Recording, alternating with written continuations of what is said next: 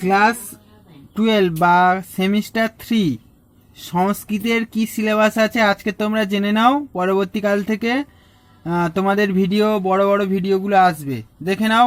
দুটো পার্টে বিভক্ত এটা। প্রথম পার্ট দুটো পার্টে বিভক্ত। প্রথম পার্ট হচ্ছে সংস্কৃত সাহিত্য নিয়ে প্রথম পার্ট। মোট তোমাদের পরীক্ষা হবে 40 নাম্বার। কত? 40-এ পরীক্ষা হবে। সংস্কৃত সাহিত্যের ইতিহাস হচ্ছে, সংস্কৃত সাহিত্যের ইতিহাসে থাকবে গদ্য থাকবে, পদ্য থাকবে, আর দৃশ্যকাব্য। দৃশ্যকাব্য মানে কি? দৃশ্যকাব্য মানে হচ্ছে কি নাটক। এবার গদ্যতে থাকবে রাজবাহন চরিতম। গদ্যতে থাকবে রাজবাহন চরিতম।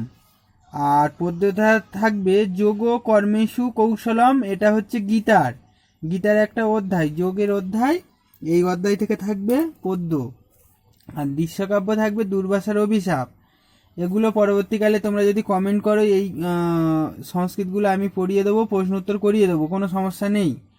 আর একটা থাকবে পার্ট 2। পার্ট 2তে ওর ভিতর পড়েছে সংস্কৃত ব্যাকরণ ও সংস্কৃত সাহিত্যের ইতিহাস, দুটো আলাদা আলাদা বিষয়। এবার এইটা নিয়ে থাকবে মোট 25। 15 আর 25 হচ্ছে 40। এবার বলে দিই, রাজবহন চরিতম থেকে 5টা এমসিকিউ, যোগ ও কর্মেষু কৌশলম থেকে 5টা এমসিকিউ, দুর্বাসার অভিশাপ থেকে 5টা এমসিকিউ।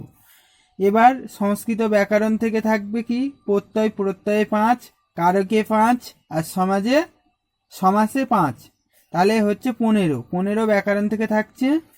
আর পৌরাণিক ও লৌকিক সংস্কৃত সাহিত্যের ইতিহাস থেকে থাকছে কি থাকছে? পুরাণের সংক্ষিপ্ত পরিচয়।